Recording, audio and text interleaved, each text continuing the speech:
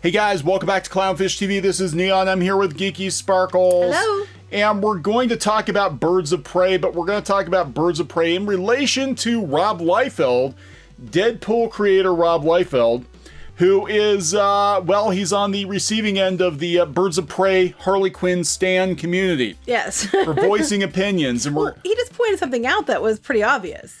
It's pretty obvious, but now the wrath of the Birds of Prey stans are upon Rob Liefeld, who just gave a pretty innocuous opinion, but you're not allowed to even give those anymore. We're going to talk about that on this episode of Clownfish TV, so please subscribe for more pop culture news, views, and rants. We're almost 100,000 subs, guys. Woo, getting so close. Thank you for the support. So let's backtrack a little bit before we talk about Rob Liefeld. And for those of you who don't know, Rob Liefeld is a pretty notable comic book creator. He was very big in the 90s. He is the creator of Deadpool, Cable, and a bunch of other X-related characters. He had his own stuff. He was a very big deal back in the day. Now, I don't know, if you guys, especially if we have a lot of younger viewers, if they're familiar with Rob Liefeld, but I can't understate how popular he was in the early 90s because of, I think, MTV. Was a big part of it because he had a commercial on MTV. Well, it's just kind of funny, though, because the people that are flipping out now are the people, you know what I mean, that you would have expected him to appeal to years ago. Yeah. But funny little story on the side is we were sitting next to him. Well, he was behind us at a Pittsburgh Comic-Con once.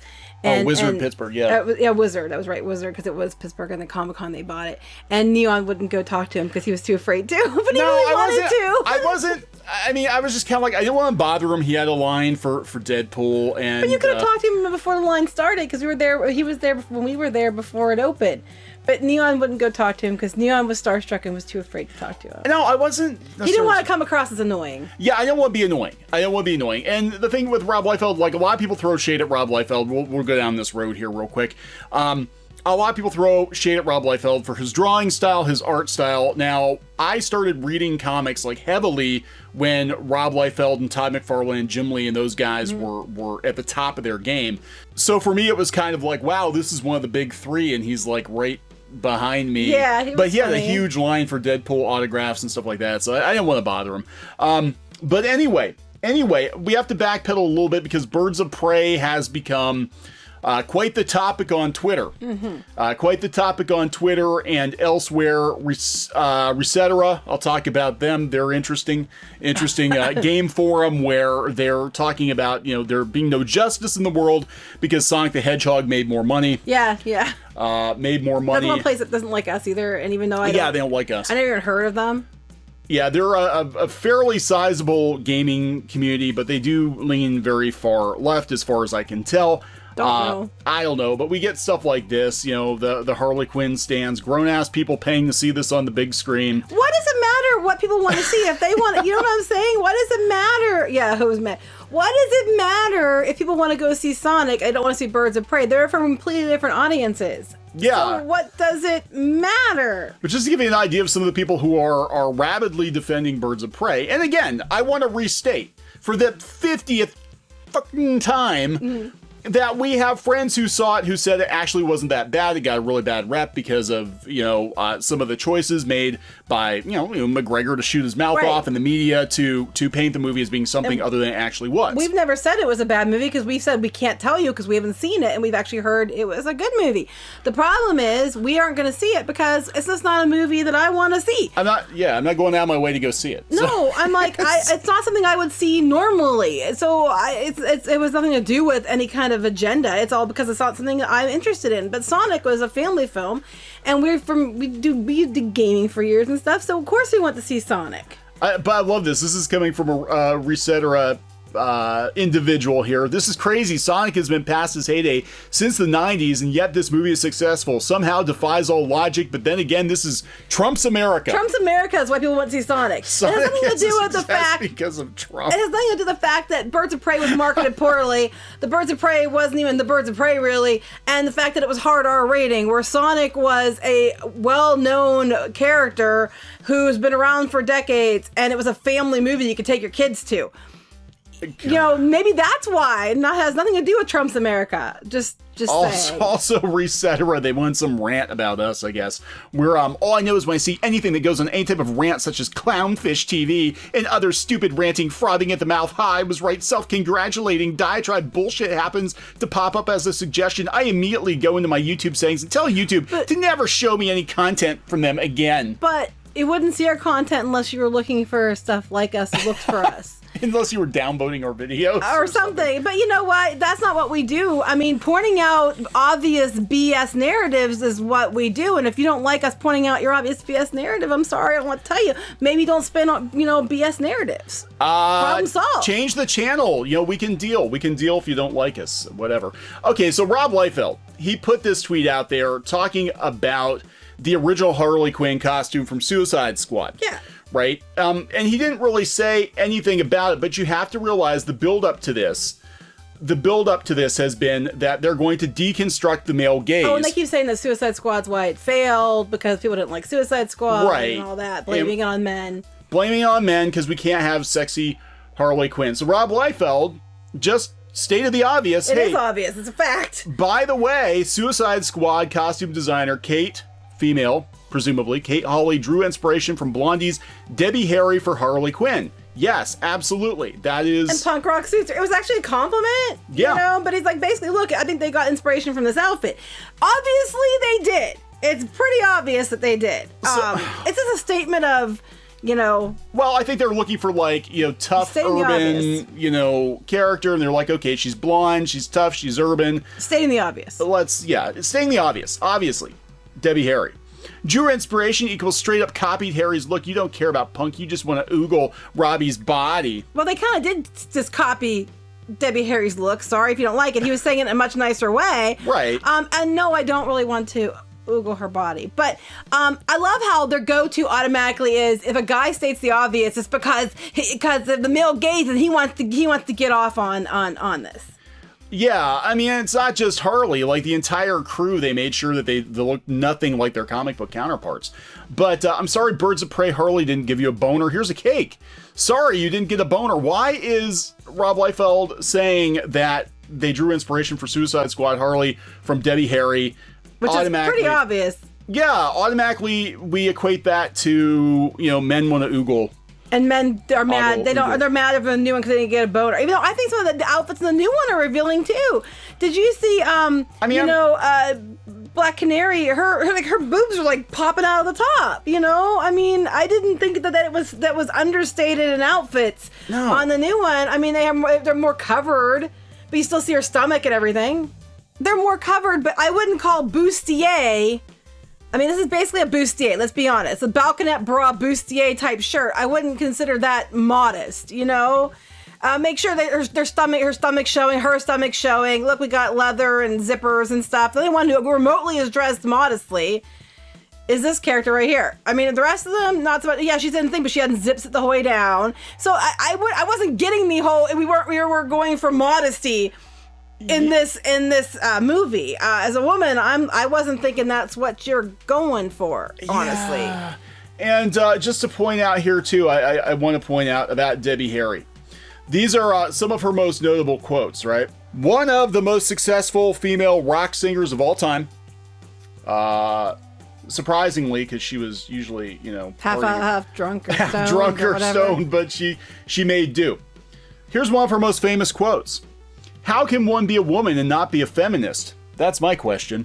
So I don't think Debbie Harry was dressing for the occasion for the male gaze. And even if she was, that's her right as a feminist woman to dress that how way. she wanted to. Yeah. I mean, but this whole idea that just because a guy points out the obvious means that it's somehow he's mad because he didn't say, and there's nothing related to the what her outfit in the new movie or anything. Sorry, didn't get a boner from the movie. There was just like, I think maybe they got the outfit inspiration from Debbie Harry. And my next comment is, when we had Shira come out and the Shira the Shira character designs, and people didn't like them, myself included, because she looks like a boy. Sorry. Then they made it better. They did it better in the show, but I'm sorry. This looks like a boy. She's been in drag. Like a man. Anyway, people had a fit about this. A lot of women who grew up with Shira didn't like it, to which we were told that we were sexist, misogynist, and that no matter male or female, you're just mad because you can't get off to Shira, and that's why you don't like the new look. That's what people who didn't like it were told. But what really got creepy was they made sure you knew Shira was younger now. Shira was like 16 or so with her friends that are all like 16 or so. And you got told if you were a guy, you couldn't ogle Shira and you're just pissed because you can't get off to it. And then they all turned around and made Shira, Rule 34 Shira art with Katra and different characters who are all underage. And it's okay if you're LGBTQ wanting to get off on Shira. Yeah, but I love this. Male complaints. I complained it. I complained it as well. You complained it. You did complain it quite a bit. I complained it a lot. Yeah, it sparked online counter protests. Male complaints. It wasn't just male complaints. You were actually one of the loudest voices. I was. And I know there's a lot of women who were like me who were saying the exact same thing. What the flip? That's not Shira. That looks like a dude. So yeah, that was a thing, and this always seems to be the go-to. And so you can't ogle Shira unless you're making underage, Shira and Katra, Rule 34 stuff. Then it's allowed. So, yeah, pretty much. What this is all about is Birds of Prey did not perform at the box office as well as projected, expected, desired. Regardless, there's going to be a blame game played for months, I'm sure, as studio executives and critics try to figure out exactly what the hell happened. And there are a number of factors. This video is not about what happened, but everybody's trying to parse this. They're like, we don't understand how this movie could have done so badly. Oh, it's easy to understand how it did so badly. But Rob Liefeld is now being taken to task by the Mary Sue. Oh, who isn't taking the task by the Mary Sue? The Mary Sue. Rob Liefeld's thoughts on Harley Quinn's costumes weren't necessary or interesting. Well, that's what I think about a lot of their articles, but I don't write whole stories about it. Yeah, so comic book writer and artist Rob Liefeld is a controversial figure for his art style and writing, but he's still responsible for co-creating Cable and Deadpool, two of the most iconic modern X-Men characters, which is why him throwing his opinion into sexy costume discourse concerning Harley Quinn is worth looking at. But it was just pointing out. It had nothing to do with how sexy her outfit was. He was just pointing out, look. Oh, it looks like Debbie Harry. Looks like Debbie Harry. That's all. That's literally all he said. Look, it looks like Debbie Harry. What happened? But then we have to throw shade at Rob Liefeld because Rob Liefeld says, hey, she looks like Debbie Harry. Now we're going to bring up Rob Liefeld's art and we're going to talk about how bad his art is and how big the boobs are and where are her organs. I look at some of these actresses in Hollywood and I wonder where their organs are too, to be honest. Says that punk rock suits her, seemingly throwing shade at the way Harley is dressed. How is that? It looks good. It's a cool look for Harley Quinn. That's all he was saying. That's all he said. That's literally all he said. That'd be like me reading this article and then writing a whole article about how Mary Sue is sexist and misandry because they're, well, I wouldn't have to go, I guess, stretch it too far to say that. But, because of something stupid, like because somebody made a comment that they agreed with that was dumb. This is dumb. This is a non-controversy. So now we're going to take the opportunity to throw shade at Rob Liefeld's art. Har, har. Har, har. Now, for those that are not aware, the way in which Liefeld draws people has always been a subject of debate, but his drawings of women, especially due to them looking like, well, you can decide. My heart weeps for their vaginas. Here's the thing. Back in the day, people weren't, when you had Rob Liefeld and you had, like you mentioned, Todd McFarlane, they weren't drawing people to look like people like they actually look. That they had an aesthetic and they used, and that's what their aesthetic was. You wouldn't find pictures of women. I'm sure you find pictures of dudes. You find similar aesthetic, stylized aesthetic issues and the way their art style is. That is normal. That is 90s comic book art. I personally, as a woman, do think that women are often drawn too boobalicious? Well, no, just ridiculous. I mean, you can't bend yourself that way, or you'd have to have 3 extra, vertebrae in your spine or something.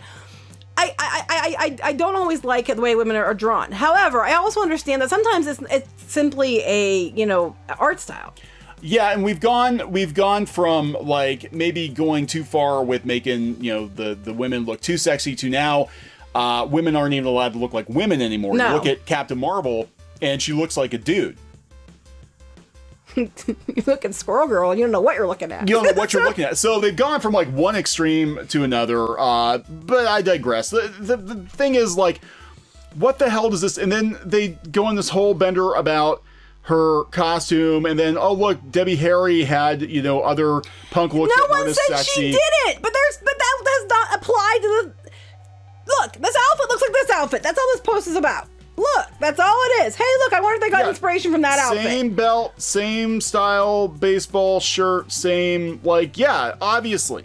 I mean, there's nothing else to this. Female costume designer designed the costume for Harley Quinn. They're just pissed because he pointed out that she got it from Debbie Harry and it wasn't her own thing, probably. How in the hell could... Yeah, so, I mean, look, there's a lot of things going on here. And again, you know, Birds of Prey now is a hot topic, and there are... Birds of Prey is 50% off at Hot Topic. Oh, is it really? Yeah. It usually, they're doing all the merch is like... You know, you could change this title to be like, Mary Sue's thoughts on Harley Quinn's costumes weren't necessary or interesting. I mean, because most of the articles are just like, what can I spin into a non-controversy that wasn't anything of importance? You know, it's like, you guys will go around looking for things to be butthurt about. All of you. Yeah. And all we do is point out the obvious. And Liefeld, I went to his Twitter, and he's basically like, mute them all. That's what he's, you know. He's like, I don't care. He's like, I don't care. I'm Rob Liefeld. I don't care. You know? Well, because he's you know, getting himself into a lot of controversy anyway, because Rob Liefeld is, yeah, I love this. Wait, thanks for asking. None of these folks represent the community that I've been so fortunate to be a part of for the past 34 years. The piling on is easily ignored. The effect of my career has been nil. Exactly. Nil. Thank you for your kind sentiment. Exactly. And you know, honestly, when they go on about vocal minority, these people are what I'm talking about. Like the people that are having a fit about his comment. That's the vocal minority. Because most rational people look at that and be like, well, yeah, there's some clear, you know, parallels there. That, you know, that makes sense. Their first takeaway, their takeaway wasn't going to be, because you can't get a boner. I'm like, how does that even, I'm trying to figure out how you get from, look, this outfit looks like this, to that. I love this. How many people responding to this post knew Harley Quinn before she became a popular Halloween costume? Well, I read another article, and they're having a fit because I guess in the comics they're, you know, it's not going the way they want it with Harley and Poison Ivy. I don't read them, so I don't know. But they were going on about how they've always been an item.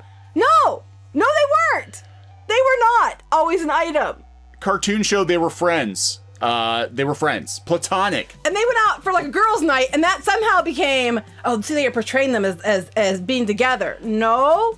Don't you know, in any fictional media, anytime you have two same-gendered persons who are not related by blood, they have to be shipped. Well, that's why I'm not allowed to go out on girls' nights, because, you know, Kneon knows if I go out on girls' nights, I'm going to be, you know, waking up in someone's bed with my friends, because clearly I'm just out with them because I want to get into their pants.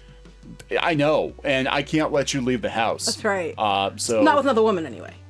I'm okay with another man because that's just problematic. But with a woman, it's going to be clearly go down that road. That's right. Because two women can't, you know, be friends without wanting to have sex with each other. And that's why you don't go anywhere. But that's not so much for men. It's not so much for men, but it's always women. No, it's men too. Not so much though. Finn and Poe. That's true. They can't be friends. That's right. That's why Neon's no longer allowed to go out with his friends that are guys, unless I can come to watch. Friends, because I might accidentally sleep with them. I mean, but if you do, I want to watch.